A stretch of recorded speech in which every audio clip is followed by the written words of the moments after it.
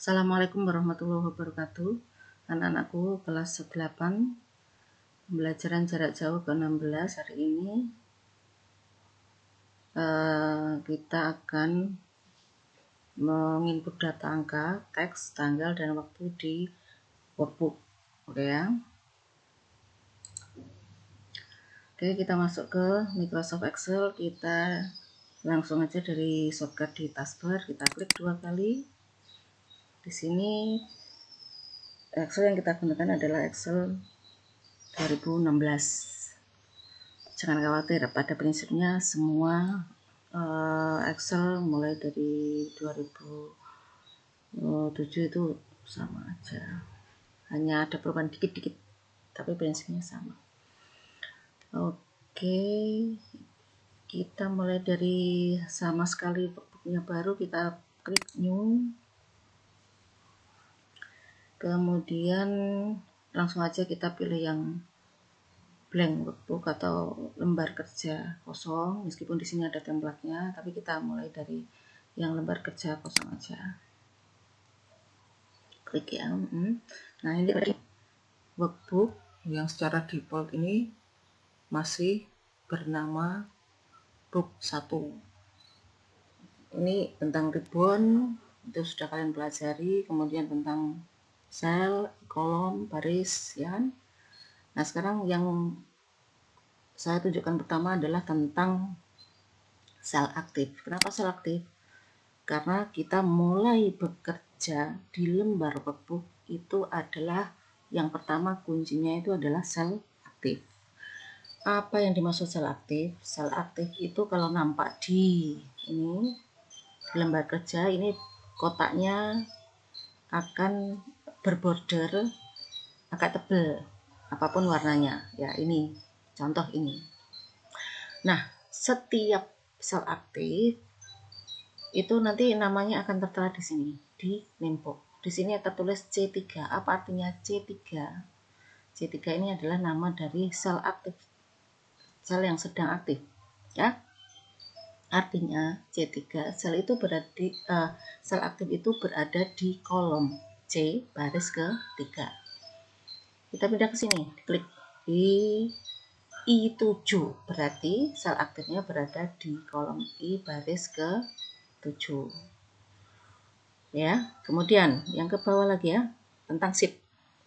Jadi seperti yang sudah Bu Supi tulis di page sebelumnya, ibaratnya sebuah buku, workbook itu. Nah, di dalam buku itu ada halaman-halaman. Nah, di dalam buku ini halaman-halaman itu disebut sheet. Jadi di sini ada sheet 1, berarti workbooknya itu ada 1 halaman, halaman 1. Kalau mau nambah halaman berarti kita klik new sheet. Berarti halaman 2, ada 2 halaman. Atau kita tambah lagi, berarti halaman ke-3. Oke, sekarang kita mulai paham ya tentang ini ya, tentang sheet, paham? Kita mulai dari sheet 1. Halaman pertama, kita akan mencoba memasukkan data angka ya. Untuk memasukkan data angka, selalu ingat-ingat bahwa yang dimaksud data angka di sini, memasukkan data angka tidak boleh bercampur dengan karakter. Titik, koma itu termasuk karakter. Kalau data angka itu ada titiknya, ada komanya, itu berarti dianggap bukan data angka tetapi data karakter biasa. Ada perbedaan tampilan ketika data itu dianggap sebagai data angka. Contoh 1, 2, 3, 4, 5, 6, 7 di enter. Setiap kali selesai menginput data diakhiri dengan menekan tombol enter keyboard. Nah, kalian lihat di sini bahwa data di sel E8 itu adalah rata kanan, itu berarti data angka. Sekarang coba kita bandingkan dengan ini. 1, 2, 3, 4, 5, 6 dan 0. Ini misalnya kalau ini suatu jumlah angka, biasanya kan tertulis pada umumnya kalau di Indonesia itu ada titiknya. Mungkin di negara lain menggunakan koma untuk pemisah ribuan ya. Kemudian di sini juga ada titik 1.236.560 itu kalau kita baca data angka ini. Tetapi dalam Excel, coba kalian lihat ini, coba ini saya lebarkan biar kelihatan perataannya itu kanan apa kiri. Nah, coba ini juga dilebarkan. Jadi begini cara melebarkan kolom. Mouse pointer yang dibentuk seperti ini ditaruh di pembatas kolom. Yang mau dilebarkan kolom E berarti yang dilebarkan adalah kolom E di sisi kanan, pembatas di sisi kanan kolom E. Coba. Oke, sekarang kamu lihat ada perbedaan. Kalau di sini perataannya itu adalah rata kiri. Ingat di Microsoft Word itu perataan karakter standarnya itu adalah rata kiri. Itu karakter. Kemudian kalau ini data angka, selalu perataannya adalah rata kanan atau alignment-nya itu adalah right alignment, rataan kanan, ya, ada perbedaan. Kalau ini nanti kalau misalnya ini dijumlahkan bisa, misalnya di sini ditulis 10. Ya. Nah, rumusnya ini contoh aja saya untuk melihat perbedaan data angka sama data teks biasa. Kalau kita menuliskan rumus nanti akan kita pelajari pada pertemuan-pertemuan berikutnya. Sama dengan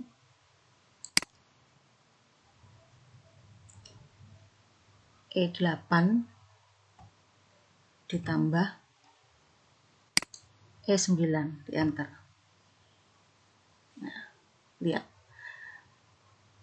1.234.567 ditambah 10 ya, hasilnya itu adalah 1.234.577 ditambah 10.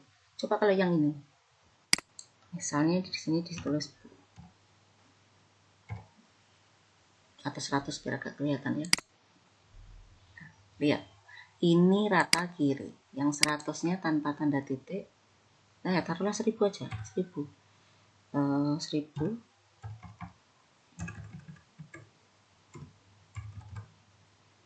ya tanpa tanda titik. Ini rata kanan kan, karena ini dianggap angka. Sekarang coba kita jumlahkan sama dengan ini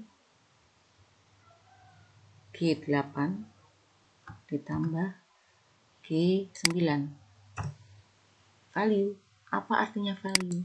Itu berarti ada data yang dalam penulisannya itu salah, artinya tidak dibaca sebagai angka. Karakter ditambah angka nggak mungkin, nggak bisa kan? Ya, itu. Jadi intinya begini, setiap kali memasukkan data angka jangan bercampur dengan data karakter atau teks, nggak boleh dicampur. Jadi angka ya angka saja, angka 1 sampai angka 0, 0 sampai 9 sampai 10 ya. Itu untuk penulisan data angka. Jadi nanti kalau misalnya Bu, nanti gimana untuk memisahkan tanda titik, tanda ribuan atau apa, pokoknya tanda-tanda yang biasanya nampak ketika kita menuliskan. Titik itu akan muncul tanpa kita menambah titik, mengetikkan titik, tetapi angka itu di format. Ini contohnya aja. Misalnya ini biar ada tanda titiknya. Ya, itu kita format. Kita bisa dari sini, dari grup shortcut ribbon, dari ini apa yang kemarin tanda panah ini namanya, ya. Di sini ada beberapa kategori. Coba kita pakai yang accounting. Sebentar, ya. Nah, ini kalau apa penulisan internasional biasanya pemisah ribuan itu adalah koma dan pemisah desimal itu adalah titik. Kalau di negara kita untuk pemisah ribuannya titik, untuk desimalnya koma. Anggap aja sama. Oke. Ini kita pilih nan aja biar tidak ada simbol mata uang. Coba kamu lihat. Ada hasilnya kan tetap tidak berubah. meskipun ada koma-komanya, karena koma dan titik yang ada di sini itu bukan hasil dari pengetikan kita, tetapi dari hasil memformat data. Oke. Untuk format data nanti akan kita pelajari lebih lanjut insya Allah minggu depan. Oke, paham ya untuk penulisan data angka. Kemudian di sheet 2 kita akan coba menuliskan data berupa teks. Kalau teks saya kira sama dengan Microsoft Word. Misalnya kita akan mengetikkan sesuatu, langsung aja diketik. Ya, misalkan kita menuliskan pelajaran minggu ini gitu.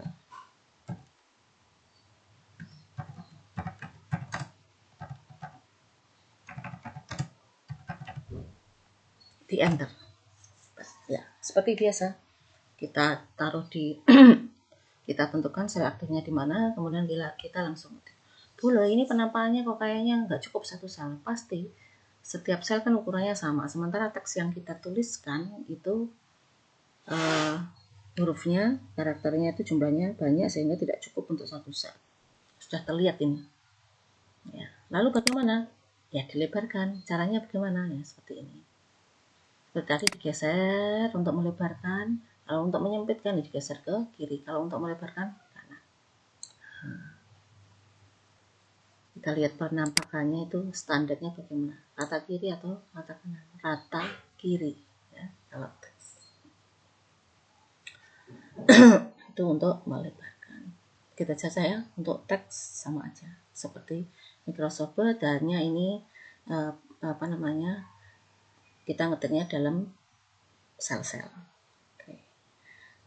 Paham ya? Oke, sekarang yang ketiga, kita akan coba mengetikkan data tanggal. Kita mengetikkan tanda tanggal, karena tanggal itu dianggap sebagai data angka. Tanggal itu misalnya kita menuliskan tanggal lahir, kemudian tanggal hari ini, kita bisa mencari umur kita hari ini berapa. Oke, sekarang misalnya kita tulis tanggal hari ini. Aturan internasional biasanya adalah bulan dulu, kemudian tanggal, baru tahun. Kalau di Indonesia kebanyakan itu, kalau di Indonesia bukan kebanyakan, kalau di Indonesia penulisan waktu, penulisan tanggal dimulai dari tanggal, kemudian bulan, baru tahun. Berarti kan ada tanggal, ada bulan, ada tahun. Nah, 3 ini nanti penulisannya dibatasi oleh tanda slash. Contoh ya, kita ketikkan tanggal hari ini, kita pakai yang karena di sini menggunakan internasional, kita pakai aturan penulisan tanggal itu sesuai internasional aja. Bulan dulu, bulan Januari, berarti bulan 1. Kemudian kita ketikkan untuk pemisahnya itu adalah titik 2. Bukan titik 2, kalau titik 2 waktu, kalau tanggal slash. Bulan Januari, tanggalnya 27, tahun 2021. Bentar. Tadi sepintas kamu lihat nih. Kalau misalnya seperti ini, tanggalnya kurang. Nah, ini kan berupa apa sih? Selnya berisi pagar-pagar. Itu artinya pagar-pagar itu selnya itu tidak cukup untuk menuliskan. Artinya kurang lebar atas penulisan datanya. Baik data, tanggal, teks, atau nanti waktu. Kalau tadi dilebarkan, kita bisa menggunakan cara lain. Kita nggak perlu mengukur berapa lebar yang dibutuhkan. Taruh aja mouse pointernya di sini bentuknya seperti ini, kemudian diklik 2 kali dengan cepat, klik. Dia akan otomatis mengukur lebar kolom yang diperlukan untuk data di situ. Untuk data di kolom itu, kolom yang sedang aktif. Ya. Jadi ini ada tanggal 1 Januari, tanggal 1 bulan Januari, tanggalnya 27, tahunnya 2021. Gitu saja. Paham ya untuk data tanggal. Sekarang kita coba menuliskan data waktu. Kalau waktu yang digunakan itu adalah untuk pemisah detik, menit, jam atau jam, menit, detik, itu menggunakan pemisahnya adalah titik 2. Misalkan sekarang jam. 6:48 menit. Kita ketik 6, kemudian titik 2,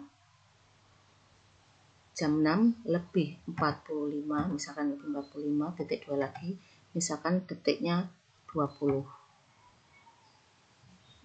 Lalu bagaimana kita mengetahui, menentukan bahwa ini adalah, kalau perhitungannya 12 jam ya. Kalau ini adalah jam 6 pagi, berarti kita tambahkan huruf A, AM. Ya, 6:45 lebih 20 detik pagi. Jadi jam 6 pagi. Nah, sekarang kalau jam 6 sore. Jam 6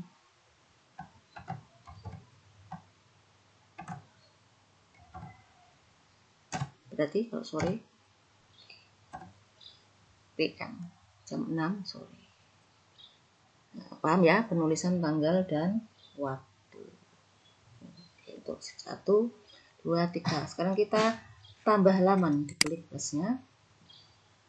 Kalau di Microsoft Office 2010 ke bawah itu untuk menambahkan sheet, ada gambar kayak buku gitu, bukan tanda plus. Nah, sekarang kita akan menuliskan data yang berurutan. Contoh data berurutan itu kalau kita mengetikkan nomor, misalkan ini judul kolomnya nomor, ya. Kemudian nomor 1, 2, 3 dan seterusnya. Misalnya ini nomor 1 sampai 20. Iya, kalau misalnya datanya cuma 20 nomor. Kalau datanya seratusan ribuan, kalau kita ngetik satu persatu kan ya nggak mungkin lah. Jadi kita pakai bagaimana meneruskan mengetikkan atau menginput data berurutan. Kita ketikkan kalau nomornya kan berarti tambah 1 tambah 1. Ketik angka 1 di data yang pertama, di sel yang pertama, kemudian ketik angka 2 di sel berikutnya. Ya, kita blok dulu, tahu nggak blok? Tanda mouse pointer seperti ini, plus yang tebal gini, kemudian di blok, diklik, tahan, kemudian digeser. Oke. 1, 2. Kita akan bikin sampai 20. Bawa ke kelas. Nah, di sini kan ada apa namanya ini, muncul angka toh, nanti akan pada nomor yang ke-10, yang ke-20 atau 25. Nah, muncul 25. Nah, kita hentikan. Ya, muncul dengan sendirinya. Itu untuk data berurutan. Lalu kalau datanya berurutan itu kelipatan, bisa. Tentu saja kita harus menuliskan kelipatannya. Misalnya data yang pertama itu 2, data berikutnya itu 4. Jadi kelipatan 2 tuh. Sama. Data yang pertama 2, data yang kedua adalah 4. Kemudian di blok. Setelah itu kita ini mouse pointernya berbentuk ini ditaruh di apa namanya, kanan bawah ring ya. Sebelum saya lanjutkan. Kalau 2 lebih, jadi mulai 2 sel di blok, ini aja,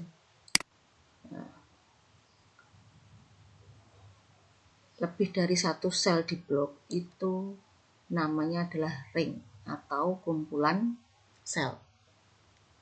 Jadi kalau saya blok seperti ini, berarti ini adalah ring dari mulai sel E3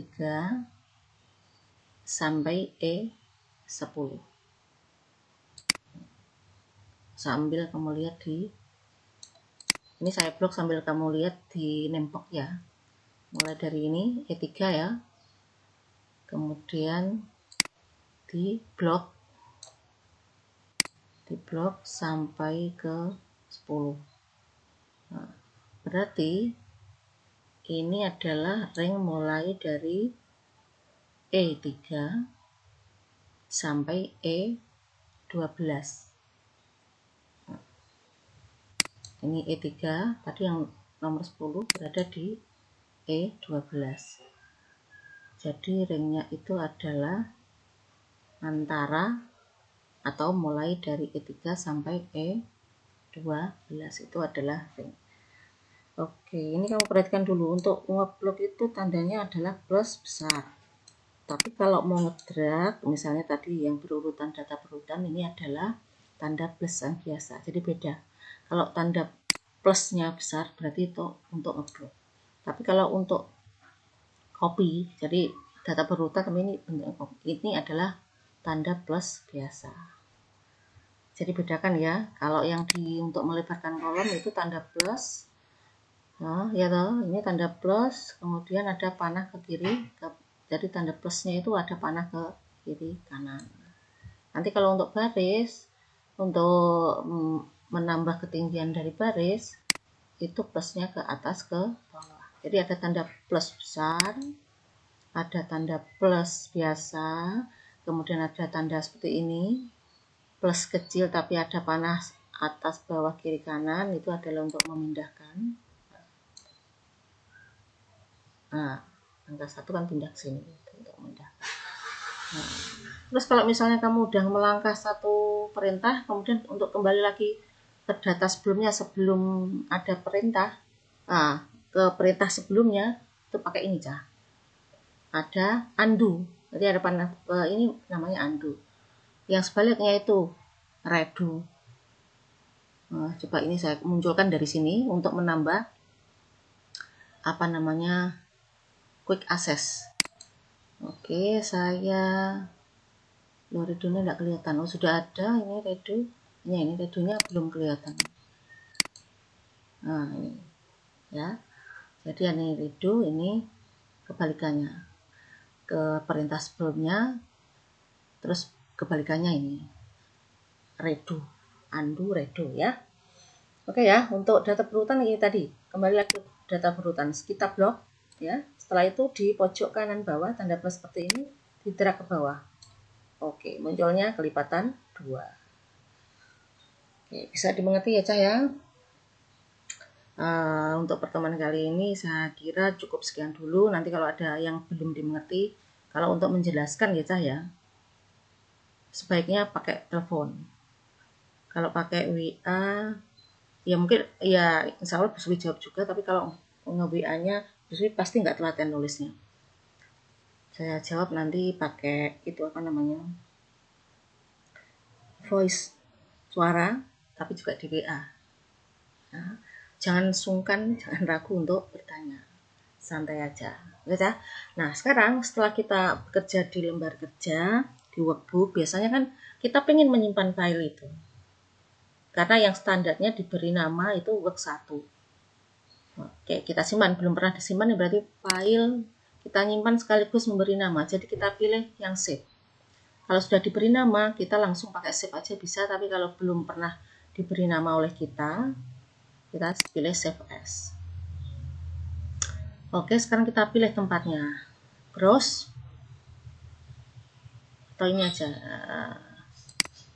Browse atau pilih dokumen langsung. Kita pilih yang, kalau saya nanti pilih yang ini aja. Saya pilih nanti disimpan di dokumen. Nah, di dokumen. Kemudian di sini di dokumen tapi kita pakai tempat khusus untuk PJJ ya. Di sini new folder. Nah, di sini pakai PJJ. Oke. Nah, di sini di PJJ kita buka, kita simpan di sini PJJ berapa? 16 gitu ya. Ekstensinya workbook, kemudian kita simpan. Oke, sudah berubah PJJ 16 saja ya. Sudah kita simpan. Oke, sampai sini dulu saja. Kita lanjutkan untuk PJJ berikutnya. Seperti Bu Sofi bilang tadi, jangan sungkan, jangan takut untuk bertanya, boleh WA, boleh telepon. Oke ya. Kita simpan, setelah kita simpan ya, kemudian di close untuk menutup lembar kerja atau workbook. Kita berada di desktop lagi. Oke, sampai jumpa. Tetap semangat, sehat selalu. Wassalamualaikum warahmatullahi wabarakatuh.